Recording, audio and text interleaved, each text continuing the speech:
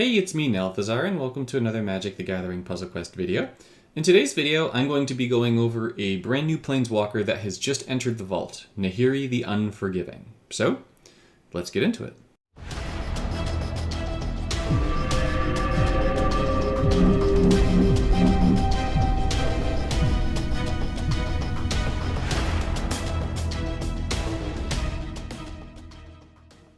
Nahiri the Unforgiving is a new red-white Planeswalker. She can be purchased for real-life money right now. However, if you wait for 2 weeks following her leaving the money vault, she'll become available for 650 mana crystals. Nahiri the Unforgiving has an excellent red mana bonus at +6, a subpar white mana bonus at +2, neutral to the rest, and 3 abilities that all cost generally low loyalty. So we've got the first one, Infuriated Journey. You can target a creature. It's going to lose Can't Attack until end of turn. It's going to gain Berserker until end of turn. And then if you control that creature, and honestly I can't see why you would target your opponent's creatures with this, that creature is going to get +2/+0 and first strike. So basically you're going to give a creature Berserker, first strike, and +2/+0 when you use it on it. Because you should be using on your own creatures, right? The target creature losing Can't Attack, that's only going to be until end of turn. So if your opponent has used something like Sigarda's Imprisonment on one of your creatures, and then you use Infuriated Journey on it, it'll only wind up being able to attack for 1 turn. The next ability, the Fallen on the Path, is one of the weirdest abilities I've seen on a Planeswalker in a while. It doesn't look that way by text, but just by how it behaves. So this ability has you discard up to 3 cards and then draw 3 cards.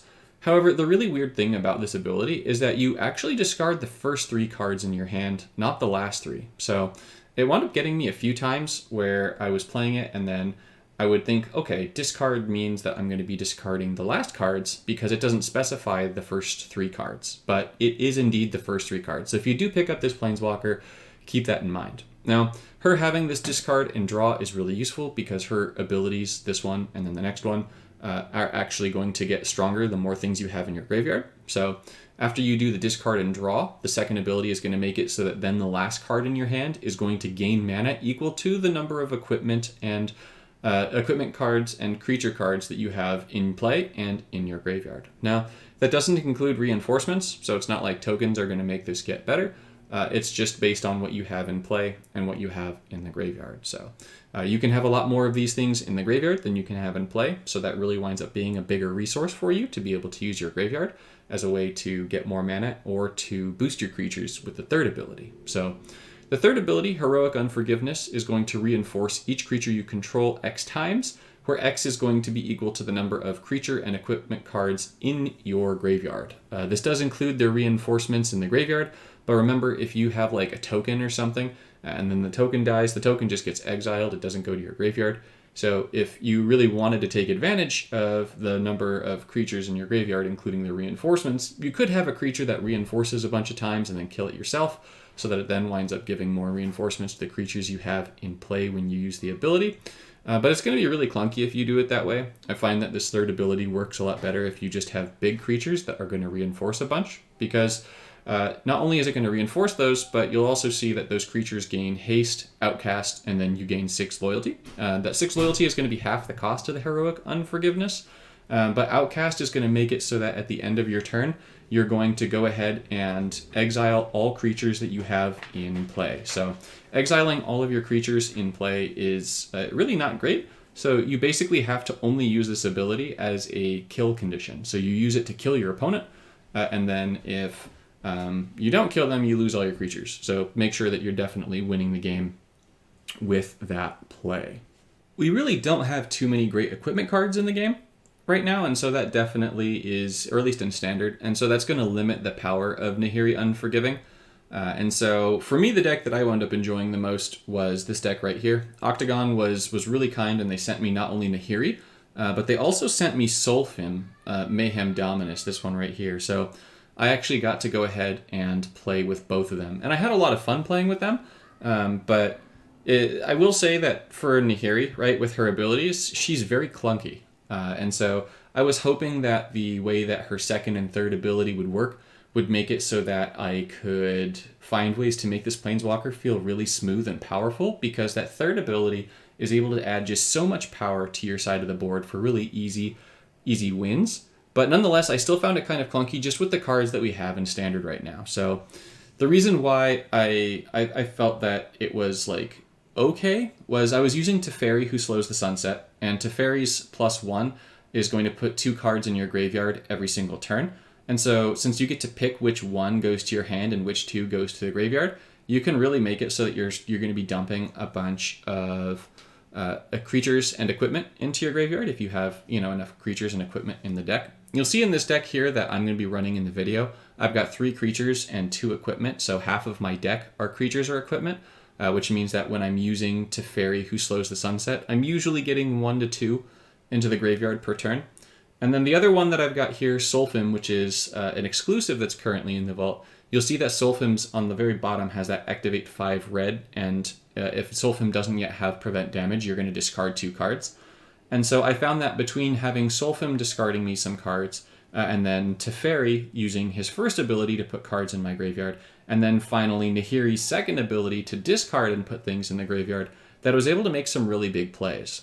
With that said, I found that the real MVP of this deck was the combination of the Phyrexian Vindicator, which makes it so that when it's dealt damage, it deals that much damage to any opposing target. And so I could just have it burn my opponent's Planeswalker in conjunction with Solfim, which makes it so that when another creature or support you control deals non-combat damage, it does that damage again, meaning that any time that my opponent attacked me with anything and hit my Vindicator, the Vindicator would then deal twice that much damage to my opponent by being combined with Solfim.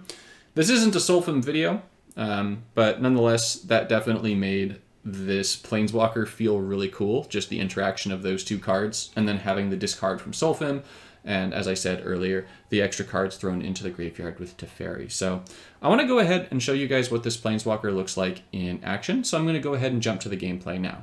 So this match actually wound up being really, really fun. I really enjoyed playing with it.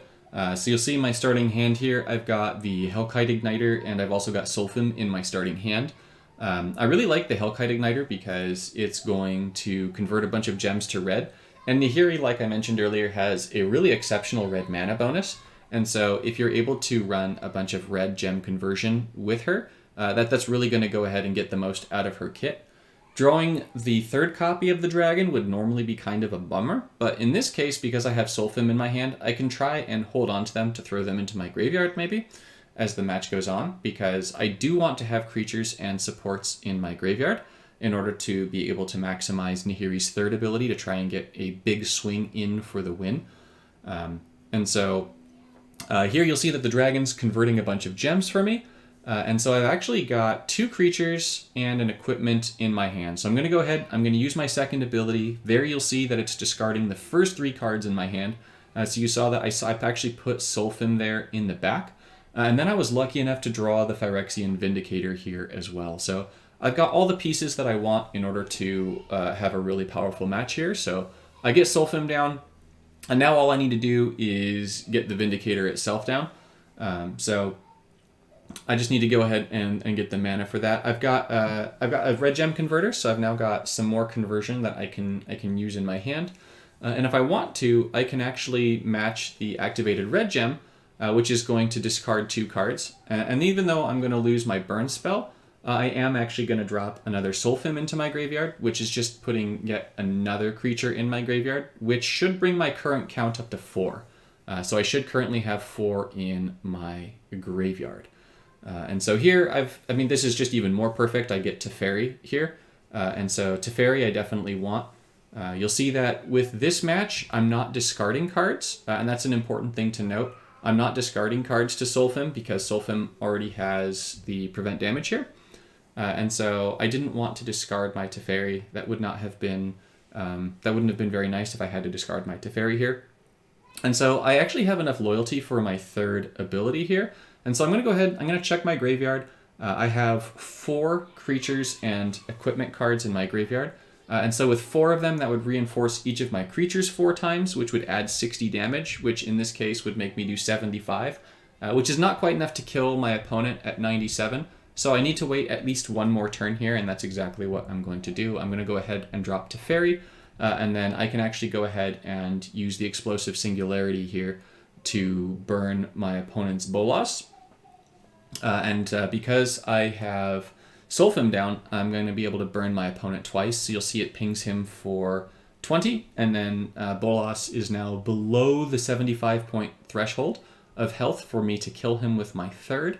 However, I am a bit greedy, so I'm definitely going to go ahead and use my Teferi's +1 and hope that I can throw some more creatures and or equipment into my graveyard. So I'm going to use my first, and I've actually got another equipment that I can throw in my graveyard. So I'll take the Explosive Singularity since I can just use it here for some extra damage for giggles. I'm going to use my third ability. They're all going to reinforce 5 times, so they're going to become 30 power because they're all base 5, right? So with those reinforcements, it's going to boost them to 30, which is 90 damage.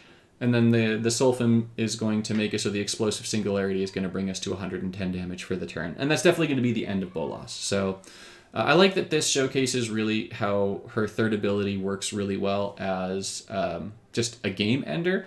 And so that's Nahiri the Unforgiving in action. My final thoughts on Nahiri the Unforgiving are that she's good, but she's not great. She's kind of like a flavor of the month sort of planeswalker. You don't need to have her, but if you want to have her just so that you can play with some new stuff, it's always nice to have a new walker. She definitely promotes that you play a slightly different kind of game. It definitely feels very much like just my impression of Nahiri, just with the whole discard and draw and having things in your graveyard and creatures and equipment and all of that. I'd probably place her somewhere around the C tier for the dual color walkers if I had to just try and settle on something early. I don't know for sure right now. I obviously need to have some more time playing with her. I'd have to play with her in some events. But as I say, she's good, she's not great. She's fun to play with, to try different decks out, but you really need to have specific cards. So if you do wind up picking up Nahiri the Unforgiving, I would strongly suggest that you get yourself Sulfim, because Sulfim is going to play very well with Nahiri. And then also if you want to pick up Nahiri, I would strongly suggest that you have Teferi, who slows the sunset, because this is really going to make this Planeswalker a lot better. We do have a bunch of things in red that have like discard and draw abilities, but they're kind of unreliable, so I wouldn't really rely too heavily on those. And then as for equipment, as I mentioned earlier, there really isn't that much in the way of really great equipment right now. Running with a 17 and 20 cost equipment like I am in this video is pretty clunky, I'm not going to lie. So I will say that that part of her kit felt underutilized for the current standard. But I could definitely see her kit becoming stronger in upcoming standards if we have more in red and white that are going to wheel our hand. So that's it from me for this one. Thank you guys so much for watching, and I'll see you in the next one.